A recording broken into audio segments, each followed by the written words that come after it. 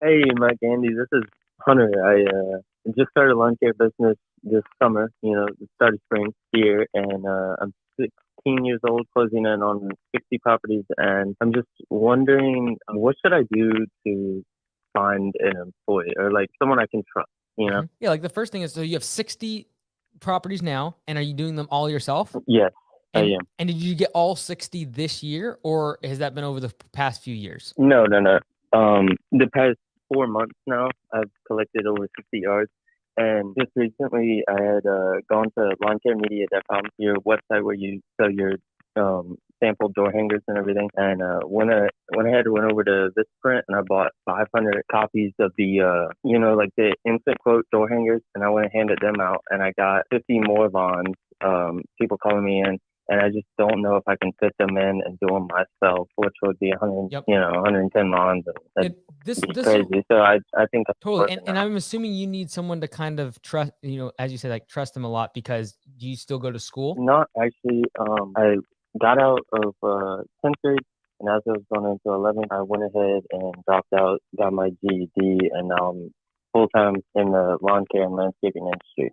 Okay. Yeah, like the number one thing I'd be looking at is, like, as you're working throughout the day, don't ask yourself how much revenue you're making. Ask yourself how much you'd be making after paying someone a wage. And when I say a wage, figure like 25 bucks an hour. Okay. Like high. Because you gotta have payroll taxes and other stuff involved as you begin to grow. And so when you say, okay, I made $300 a day, take out the fact that if you were an employee, you would have been paying someone $200, right? $25 an hour, multiply by 8, that's $200. Now you made 100. Can you make the business run on the 100, right? And the reason I'm saying this, because a lot of times what happens is you're running at 70, 80, 90% profit margins, and then you get your first employee, and all of a sudden that drops dramatically because you now have overhead, you have an employee that you got to pay wages to, you got taxes and all the rest of it.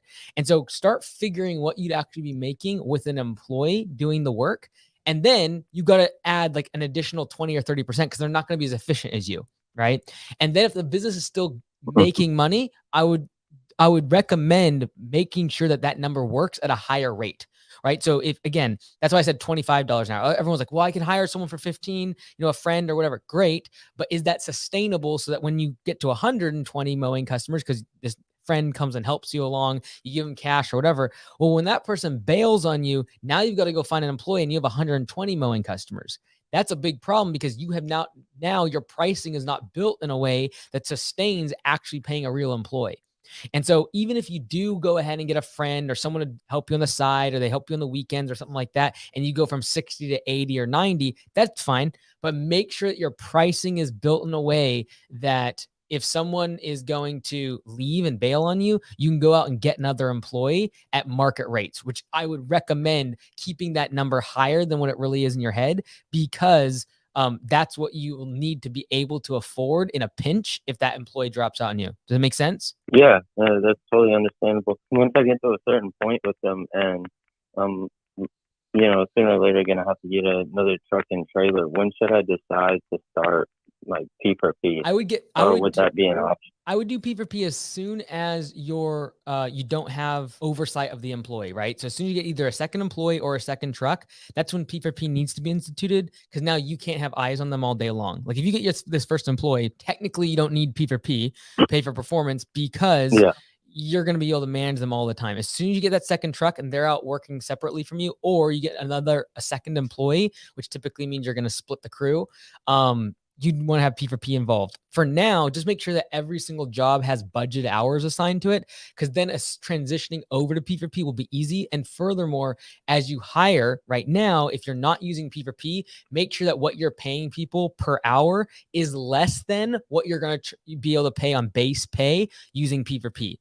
That way, if you hire them now, let's just call it 18 bucks an hour, and then you're going to switch to P for P next year when you get another truck and trailer, for example, make sure that at $18 per hour is what you're going to be charging for base. And if you don't know what you're going to charge for base, just go to p4psoftware.com/training. Whole bunch of training videos in there I have in there in determining you exactly what to be charging, or what you should be able to pay on P4P and base pay.